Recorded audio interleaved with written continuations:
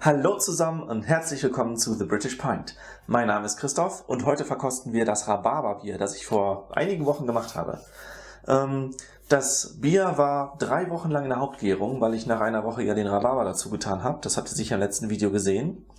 Und das Ganze hat sehr lange noch nachfermentiert, obwohl ja wenig Zucker im Rhabarber ist. Aber ich denke, da kam die Hefe schwer dran. Also ich würde empfehlen, beim nächsten Mal tatsächlich irgendwie den Rhabarber eher zu pressen. Was ich dann gemacht habe, ist, nach insgesamt, ich glaube, 3 Wochen nach Beginn der Gärung, habe ich das abgefüllt und die Hefe war noch zum großen Teil in Suspension. Und was mir zum Beispiel aufgefallen ist, also abgesehen davon, dass ich natürlich dann viel Hefe in meinem Partyfass hatte, ist, ich habe das ja dann nachgezuckert und ich verschließe dann mein Fass immer mit so einem provisorischen Stopfen und dann nach einem Tag, wo sich das nochmal entlüften kann, verschließe ich es dann richtig. Und innerhalb von diesem einen Tag ist so viel Kohlendioxid entstanden und rausgepustet, dass ich jetzt am Ende nur wenig Kohlensäure in meinem fertigen Bier hatte. Deswegen habe ich das dann nochmal nachgezuckert und nochmal eine Woche gewartet. Also 3 Wochen Hauptgärung sozusagen. Nach einer Woche kam der Rhabarber zu, dann nochmal 2 Wochen. Dann habe ich das Ganze abgefüllt, 3 Wochen im Partyfass, also relativ wenig. Hat auch was damit zu tun, dass wir weder dunkle Röstmalze noch irgendwelche Karamellmalze darin haben, außer das Karamell. Und ich denke, das braucht alles keine lange Reifezeit. Und wir wollen ja auch den frischen Fruchtgeschmack nicht verlieren. Und dann habe ich das in den Kühlschrank getan. Das war sehr schnell klar. Also nach 4 Tagen habe ich mal geguckt und da ging das sofort, habe ich auch ein bisschen genascht. Also ich weiß, dass es nach Rhabarber riecht. Bin mal gespannt, wie es gleich ist. Und dann habe ich das eben nochmal nachgezuckert. Ich glaube 4, 5 Tage stand es jetzt warm. Insgesamt haben wir jetzt also einen Gärvorgang von 7 Wochen, was relativ viel ist, aber bei Frucht ist ja wichtig, dass die Hauptgärung vernünftig durchgelaufen ist. So, dann schütten wir mal ein. Ein bisschen Kohlensäure ist da. Der Restextrakt war jetzt bei 2,4 Grad Plato nach den Messungen. Also die Winzer hat auch vernünftig sich beendet und nicht durch irgendwelche komischen Dinge immer weiter fermentiert und mein Fass zum Explodieren gebracht.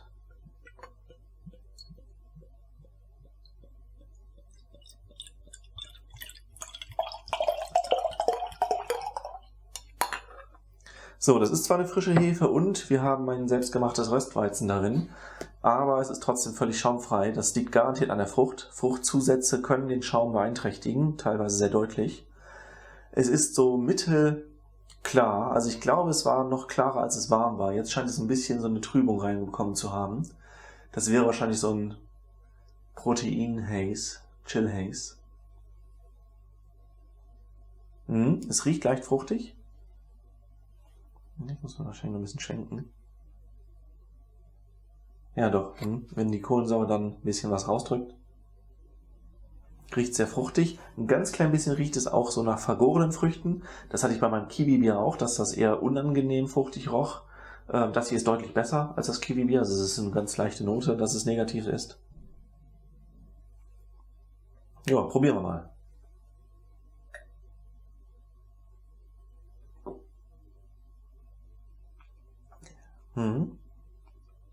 Also Nachgeschmack ist ganz deutlich Rhabarber. Der kommt raus, wenn man einen großen Schluck nimmt. Es ist ziemlich süß. Es hat auch ordentlich Alkohol, das merkt man. Ich habe ja mit dem Kilo Malz, das ich verwende, jetzt immer mehr Stammwürze bekommen. Und ihr werdet auch in den zukünftigen Videos sehen, dass ich das dann irgendwann anfange wieder zu reduzieren. Die Sachen habe ich ja teilweise schon gebraut. Und ja, ich musste halt jetzt einmal sauber neu kalkulieren, wie viel Gramm Malz ich wirklich brauche, um auf bestimmte Stammwürzen zu kommen. Hier waren wir jetzt bei, glaube ich, 14,4% Stammwürze oder 14,2 und ich komme auf über 6% Alkohol. Das ist natürlich dann schon ein bisschen heftig. Also es hat schon so ein schweres Gefühl, was einem Sommerbier ein bisschen abträglich sein kann. Ansonsten, wie gesagt, sehr süß. Ich bin ja süße Biere nicht sehr gewohnt, vor allem wenn ich sie selber produziere. 2,4 Grad Plato Restextrakt ist ziemlich viel. Das ist mehr als das Fuller's ESB hatte und das war für mich schon so zum ersten Mal bemerkenswert süß. Es hat auch eine interessante Karamellnote, also es ist nicht so platt süß. Ich kann jetzt auch nicht sagen, dass ich Karamell da negativ rausschmecke. Tatsächlich ist es sehr angenehm. Probier nochmal.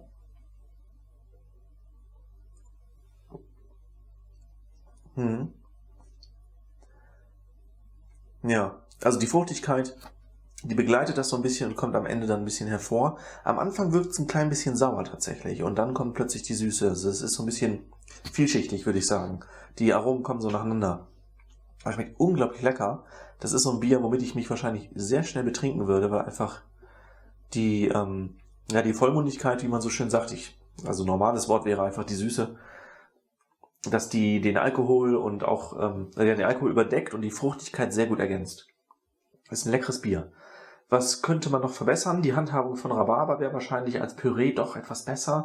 Ich hatte jetzt 150 Gramm Rhabarber für 1 Kilo Malz und das ist, glaube ich, auch das untere Ende von dem, was ich so gesehen hatte, was so üblicherweise gemacht wird. Und ich finde jetzt, ich kann Rhabarber deutlich schmecken.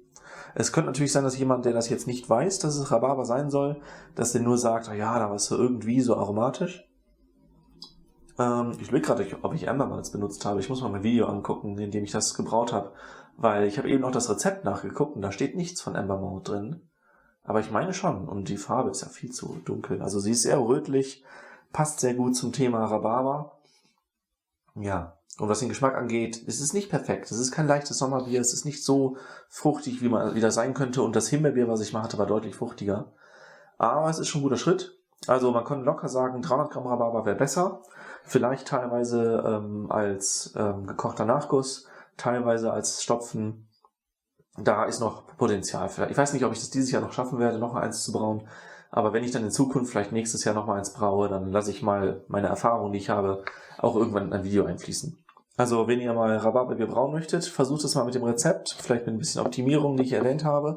Und sonst gebt mir Bescheid, wenn ihr auch schon mal Rhabarberbier gebraut habt. Und als nächstes Bier, das ich brauen werde, kommen 2 schottische Biere. Also wenn ihr daran interessiert seid, abonniert den Kanal und dann sehe ich euch beim nächsten Mal wieder. Bis dann.